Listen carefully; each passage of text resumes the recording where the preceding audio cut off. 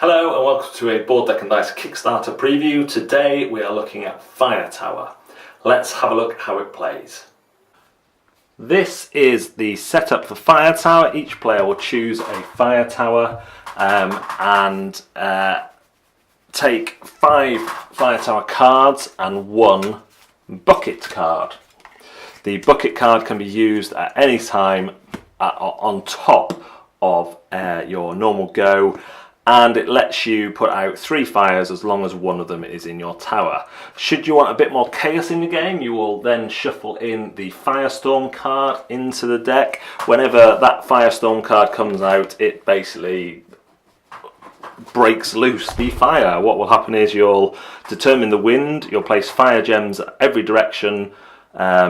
If there's space in the wind direction at the edge of every fire, which I'll talk about in a minute, then you choose the weather again. Then each player may discard and redraw up to 5 cards from their hand. Now, this is a prototype, so we do have a spinner. This is going to be a dice in the Kickstarter version of the game, so those who hate spinners, don't worry about that. But you will orientate this with the board, so south to south, north is down here, look. And you will spin it, but it does not spin every go. It can only be changed after the initial direction by cards. So we have spun south. So we'll move this out of the way and we immediately put fires on in the south direction. So the first thing that happens on anybody's turn is the fire spreads. So this is the eternal flame that never goes out, obviously. We put 2 fire tokens on to the south, and then that player will get a chance to play one of their cards or discard up to 5 cards and redraw back up to 5, and that is their options. So for this one we have these 2 cards which can change the direction, and remember, the fire spreads at the start of someone's turn, so that's going to change direction, and the other player's not going to have a chance to respond to that until the fire is spread.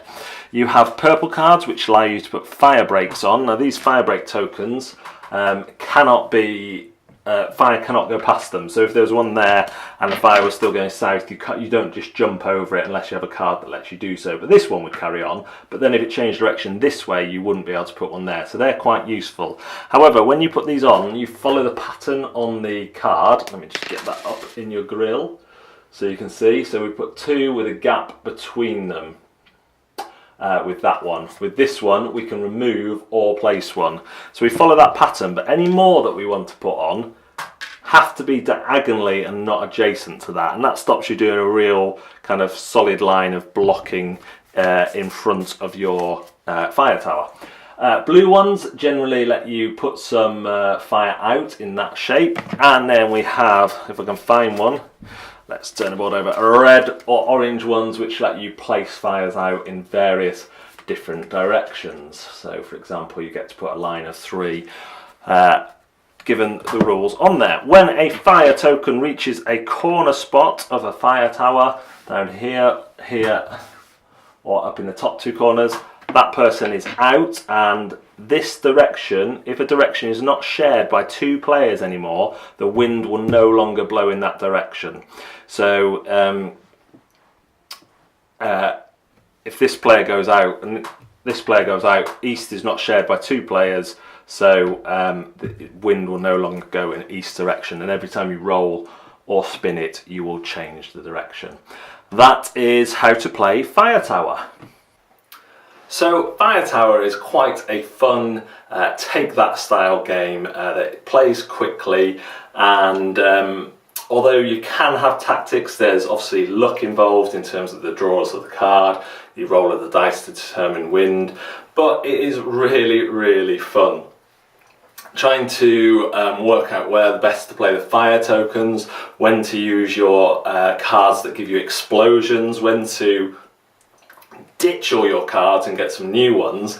There was one time when I was my opponent needed the wind to go east, and I had all the east wind cards in my hand, and it meant I couldn't do much each go, but I was keeping them because I didn't want to discard them and potentially they get shuffle back in, or he see that I had all those and that he should do something else. So he was carry on waiting for this East card, which never came. I really like the variant with the Firestorm card. I think that just adds a lot of chaos and a lot of fun. And really that is what this type of game is. It's a chaotic, fun game that is not difficult to grasp, but offers a slightly more thinky level for adults playing as well, where kids can just play it. They can look at the pictures of where to place the tokens and they can play it straight away. I think it works better with more players, but it's still fun with 2 players, and there's also a team for 2-on-2 variant included as well. So this is one that's really impressed me. It looks great. I don't know how well the camera picked that up, but it looks great. The components, those big chunky orange gems that act as fires, are really, really good. So if you're interested in that, when this is live on Kickstarter, the link will be down below, and I recommend that you go and check this one out. It's been a hit in our gaming group.